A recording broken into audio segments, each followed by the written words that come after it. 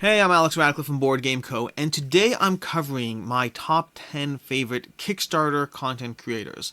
Now, normally I'd say that this is the part where I need to come up with a shorter title for that, but the last time I said that on camera, I ended up using a longer title, so maybe I have no idea what the title will be, but neither here nor there. First of all, I said this earlier today in a video already, but thank you so much for helping hit 25,000 subs, and I'm not going to go overly into it now because I did an entire video going into it, but I genuinely mean it, that I am incredibly grateful for the support that I have received in general across the channel, across this past year and a half.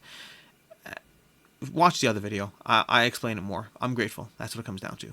And so I thought today would be a good day to do a top 10 content creators video. It's something I've done in the past, something I'll do in the future, talking about the content creators that I watch most and why, what I get out of them, what I enjoy, what I appreciate. And in general, I like doing that because in general, if I like watching someone, I want to share them. The same, no different than a board game that I love and I want to share it with you. I want to share the value I get out of anything, whether it's a TV show I like, a book I've read, a content creator I've watched. I do try to keep it focused to board games because that is what you signed up for, but that's true across the board. And because I hit 25,000 subs, I figured now's another good time, to, again, share the love of other content creators out there, specifically around Kickstarter this time, because that's what a lot of my content is around. It's around Kickstarter, and so I figure I'll talk about the other content creators I watch when it comes to Kickstarter. Now, starting off with number one, and these are in no particular order except for number one. Number one is in order because number one represents getting it out of the way, because obviously Quackalope was going to be on this list. Because Quackalope, as much as he claims to not be a Kickstarter-based channel, let's just go through his videos on the page over here. So we have Creature Comforts gameplay with BoardGameCo. That's going to be with me and Ricky, so I'm not in any way biased with the fact that that's the first video on the page, but it does certainly help. But Creature Comforts would be, that's right, it's a Kickstarter game, you can't get it yet. Then we have Dice Theme Park, which is going, yeah, that's a Kickstarter game too. 12 upcoming Kickstarters. This is awkward. We have a giveaway. Oh, that's a fun thing. There's a giveaway over there for if you subscribe to my channel, you get, potential giveaway. By the way, if you subscribe to his channel, potential giveaway as well. You can watch my video for that. Then we have Marvel United breaking down. Wait, that's a Kickstarter. Okay, cool. That's a Kickstarter. Terraforming Mars versus. Oh, wait, on Mars versus Terraforming Mars. We have a non-Kickstarter, and then we have Monster. That's a Wow, this is awkward. So basically, Quackalope's a Kickstarter channel apparently, and Jesse, enjoy. Sorry for that. But Quackalope, long story short, Quackalope is going to have a wide variety of coverage. No different than myself, where I have coverage for reviews, for this, for that, anything else. But he does have Kickstarter coverage. Let's go ahead and make sure my volume is off before I play this on. But yeah, Dice Theme Park is going to be a Kickstarter game. And to begin with, it's worth mentioning that if you are someone who does Kickstarter previews, you're not going to be on this list, or mostly not going to be on this list, because nothing against previews, nothing against that, but what I want opinions out of Kickstarter coverage, or alternatively facts that are delivered in a way that resonates with myself. So the Man vs. Meeple, Rado, Board Game Ramblings, any number of Kickstarter previews, while I may watch them, they're probably not going to be on this list because it's not what I look for most in Kickstarter coverage. Now, Quackalope is on this list because he does do gameplay primarily. And he has more than gameplay. He'll talk about the game. He'll wax eloquently about the game, the highs, the lows, what it's right for, what it's not right for. He doesn't really full dive down to a full down review, at least not when it comes to Kickstarter coverage, but I do find that I can get a decent amount of understanding about the game, whether from the gameplay itself or from the way he talks about the game. And so I've watched Quackalope for a long time. There's a reason I'm friends with Jesse. There's a reason I enjoy his content, and it started with him. It started with him and his coverage, and Jan too, by the way. I like you too, Jan. And that's gonna be Quackalope. So I recommend watching Quackalope. I recommend subscribing to Quackalope if you want board game coverage, or Kickstarter coverage, and occasionally non-Kickstarter coverage. Next up is going to be King of Average. King of Average is going to be the real OG when it comes down to being someone who talks about Kickstarters without even having the game in front of them. How dare someone run a channel where they talk about Kickstarters where they didn't even get a prototype? Shame on them. It's ridiculous. But King of Average is going to be someone who he's iconic. He's iconic. If you haven't watched King of Average, he's not for everyone because he tackles things heads on. He does. He'll take a publisher to task for any number of things that I won't agree with half the time. But that's neither here nor there because I value his content. I value what he brings to the table. I value the degree of research and time and energy he puts into talking about Kickstarters. And he does talk about Kickstarters. He does it well. I've been following him for maybe a year and a half now. Since before I started doing videos, I've watched King of Average. I've watched Michael talk about whatever it is going on. And then I've watched him grow as well. He went from being someone who looked at things on camera and talked about them. Reviewing Massive Darkness, I believe, was one of his first things. And he went from that to being someone that people send prototypes to. You develop a loyal enough audience, and he does have a loyal audience. You develop a loyal enough audience, and you'll have publishers who want to send you their games. And I love watching his content because, for better or for worse, he will talk about the highs, the lows, the pros, the cons. Monster Hunter World is going to be over here. Let's find Monster Hunter World. Monster Hunter World is a game that he covered recently. Monster Hunter World, the board game review. And he talked about the negatives, and I appreciate that. I mean, don't get me wrong, there are negatives. I talked about the negatives as well, but he and I certainly had, both of us are getting the game, to be fair, but at the same time, we both walked away with different levels of experience of what we had and what we enjoyed and didn't enjoy about the game. And I appreciate the fact that he's not afraid to sit there and say, you know what, I will talk about this game, I will tell you what's wrong, I will tell you what I didn't like, even though it does mean that the company may be less likely to send them a copy next time. That is entirely reasonable. That's how it's how it works. You are, to a certain extent, at the risk of a company deciding that you're too big of a liability. And so anyone who's willing to say anything negative about a game, to whatever degree they are, is someone that I value in this space. And so King of Average, he has Kickstarter coverage left, right, and center, and he does so with a degree of integrity that I do value and appreciate. And so that's going to be King of Average. Moving on from there, we have ShelfClutter.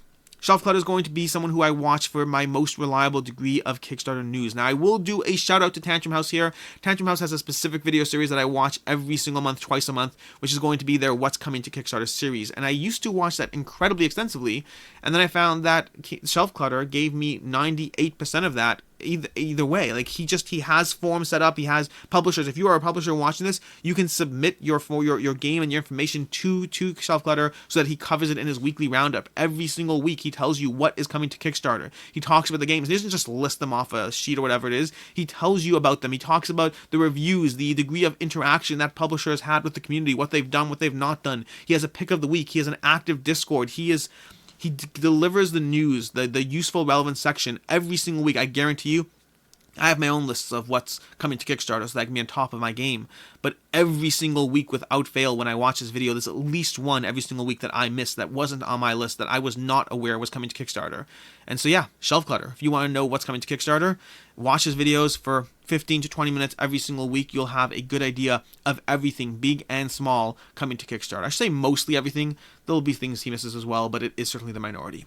Number 4 is going to be something that is incredibly new. Now, it's not going to be Alex Radcliffe over here with IV Games, although that is a fun video to watch. I recommend watching it, biased or not. I think it was a fun conversation. But more specifically, IV Games made this list by the skin of their teeth, basically by today. Streamed 4 days ago. That doesn't seem right. Nope. That's not it at all. Where is their video? It's not even here because it's under uploads, all videos. No, where is it? I don't even know where it is. That's not what's going on here. It's missing. Past live streams. Here we go. See? 9 hours ago, IV backed episode 1, Monster Hunter World, Marvel United. So 9 hours ago, they had their first video in a new series where they cover games they're backing or games they're looking at. And in this video, they looked at 6 different games and they talked about it. Austin talked about these games, not just from a stance of a backer or from the stance of the value or from any of these ways that many different content creators will. But he did something that I can't, and that King of Average can't, and that ShelfClutter can't, and that Quackalope can't. He talked about it from the stance of being someone who's run their own Kickstarter. The stance of a company that has run their own Kickstarters, and the stance of looking at it from the side of what could they have done differently in their page? Should their shipping charts or tables have been done differently? What about their timelines? He talks about the games, the Kickstarter pages in a way that we don't necessarily have the experience to do so. I really enjoyed this video. Genuinely. Like, this is, again, 1 episode in. I hope it's a continue. I hope they do this every single week. I don't know how often they'll do it, but I guarantee you I'll be watching every single one. The wealth of information you can get as a Kickstarter creator for sure, but even as a backer, you can get a wealth of information from understanding how a publisher is looking at another publisher's game. And he calls out plenty of times that, hey, like, I'm looking at a Come On game. They do a lot of things. They run a lot of Kickstarters, so take it with a grain of salt when I criticize this, and good on him for calling that out. But it doesn't mean that a fresh set of eyes can't look at something in a way that, well, come on, didn't or chose not to, or whatever it is. I love you, come on, don't worry. That's going to be number 4, IV Games and their new Kickstarter series. Number 5 is going to be Meeple University. You see, Meeple University, they do a variety of things Kickstarter-wise. They do how-to-plays, they do overviews, they do playthroughs, they do a whole bunch of content around Kickstarter. But in general, Stella has a degree of outfits where it's ridiculously over the top. I hope she gets a budget when she covers games. If you look at this, we have Revenge of the Old Ones, we have Bantam West, we have Star Travelers. She has any number of costumes that show up in every single video. But what's more important is pay attention to the length of those videos. 4 minutes, 4 minutes, 2 minutes. We have over here, let's keep going. We have a Magna Roma, which can be 4 minutes. She manages to deliver solid overviews of different games in a short time frame, giving you plenty of information to run with to get a feel for whether the game is for you. I watch nearly every single one of those 4-minute videos because they give me good overviews of the game. When I'm doing my Monday roundups and it's a game that I don't already know, if it's a game like Magna Roma I already played, so I didn't really watch that one, but let's say Planet Fulcrum, when it's a game that I don't know anything about and I don't have the time to do a full deep dive into the video, walking in with a 4-minute overview is very helpful. Stella, in general, her content is great, and that's, by the way, just my favorite segment from Meeple University, but overall, their playthroughs, I've watched them as well. Their how-to-plays, I've watched a variety of their content. My personal favorite is Stella's Short and Sweet, but all of their content is on point, and it's not exclusively Kickstarter, like most of these channels will not be exclusively Kickstarter, but it certainly has enough that I'm including her on the list. Up number 6, we have Liege of Games, a new one to this list. Now, Liege of Games, I saw him a while ago. I was subscribed to this guy when he had, I want to say 100 subscribers. He posted on Facebook in a group how he wants to be like the next, he wants to join the type of content that King of Average and BoardGameCo are doing.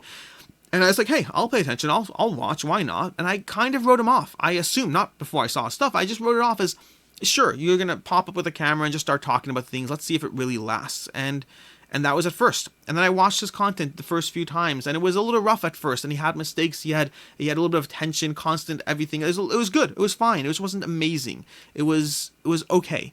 And I didn't unsubscribe, though. I kept watching. And then he got better and better and better. And now it's at the point where he puts out near daily videos, if not daily. He occasionally misses a day, but it's mostly near daily videos. And he reads into the coverage, he reads into the campaigns with a degree of precision that is incredibly valuable. I will generally, remember how I just mentioned a minute ago that sometimes I'll look at a 4-minute overview before I talk about a game? He'll read entire rule books for these games and then tell you what you need to know about the game. There's a degree of a coverage that Liege of Games provides that you will not get from King of Average, that you will not get from myself. He really does invest the time and the energy to make it work. He is someone that decided he wants to do what we're all doing here, and he did it. He genuinely did it. And there's a reason he's managed to grow from 100 subs to 2,500 subs in a matter of months. I mean, when was his first video? Let's look at my timeline over here. Date added oldest. 7 months ago was was how far back it was. 2,500 subs in 7 months. It's solid. He really grew very quickly in what he's doing. And so that's going to be Liege of Games. Number 7 is going to be Game Brigade. Game Brigade. Oh, Brian's great. Brian has a variety of content. To a degree, he's probably the most similar to my channel in the sense that he tries to do a lot of different types of content. He covers the Kickstarters he's excited about. He covers specific individual Kickstarters. The amount of times, it's unbelievable. The amount of times I pop up one day to say, I'm putting out my Should You Back It today, and Brian beat me to it by about 2 hours because he manages to drop his videos earlier than I drop mine, which means when I'll pop on, I'll be like, oh, we both did Mythic Battles Ragnarok today. Oh, we both did Monster Hunter Roll today. Oh, we both did whatever. He does a lot of content, and recently he started branching more into previews as well. He's done a few previews. He did Vigilante, he did Cellulose. He started getting more and more previews as well, which is great. But he has a variety of content from reviews to what he's interested, what he backed, what he's interested in backing. It's generally, again, I would say his content most mirrors my own in terms of the type of presentation, the type of voice he's bringing to the Kickstarter space. And I don't watch everything from him. Well, I don't watch anything from nearly. There's only like one channel that I watch. Well, even then, not really. Either way, IV Games. I watch all their Kickstarter coverage, apparently, because they have one video. But yeah, Brian, I watch most of his content. I mean, you can see over here, you can see the red bars. The red bars means I've either watched it or started watching it. So you can see I got a decent amount of that going. And yeah, Brian's awesome. Moving on to number 8. Number 8 is going to be Meeple Mountain. Now, Meeple Mountain is more selective. You'll see that again from the red bars over here. I picked the videos I want to know about, but what I find Meeple Mountain does well, and the reason he made this list, is he does sort of do previews. Again, everyone covering a game that they got a prototype for has to walk that line, that balance of what type of coverage they're putting out.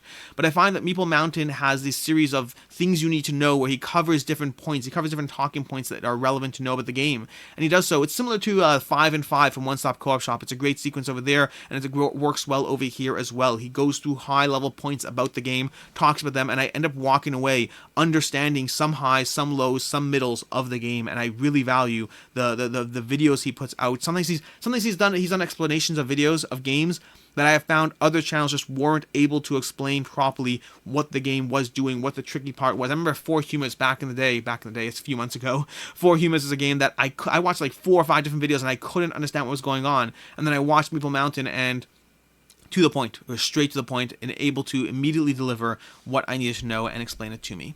And then number nine is going to be BoardGameCoffee. So I debated BoardGameCoffee on this list because BoardGameCoffee definitely has a wide variety of content in terms of what he has, but he still does a lot of Kickstarter coverage, and he does do Kickstarter previews, which is why I really debated all those little yellow tags: Kickstarter preview, Kickstarter preview, Kickstarter preview, Kickstarter preview. He does a decent amount of Kickstarter previews.